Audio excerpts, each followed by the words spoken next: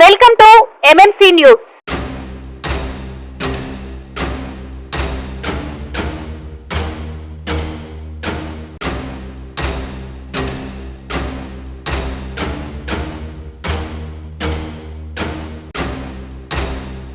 టౌన్లో రకరకాల స్థలాల్లో ఉన్న భూములు పాత పేపర్స్ స్టాంపులు పడుతున్నాయి, అన్యాక్రాంతం అవుతున్నాయి.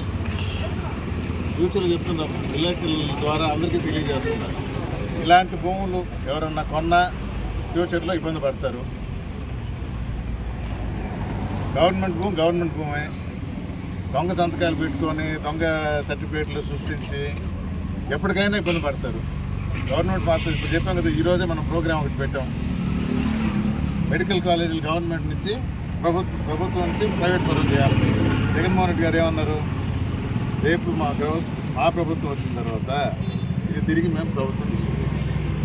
భూములైనా కూడా అంతే, గవర్నమెంట్ భూమి ప్రభుత్వ భూమి అన్యాక్రాంతం అయితే అది ప్రజల ఆస్తి, ప్రజలకే చెందాలి. తప్పకుండా రేపు యాక్షన్ తీసుకుంటాం.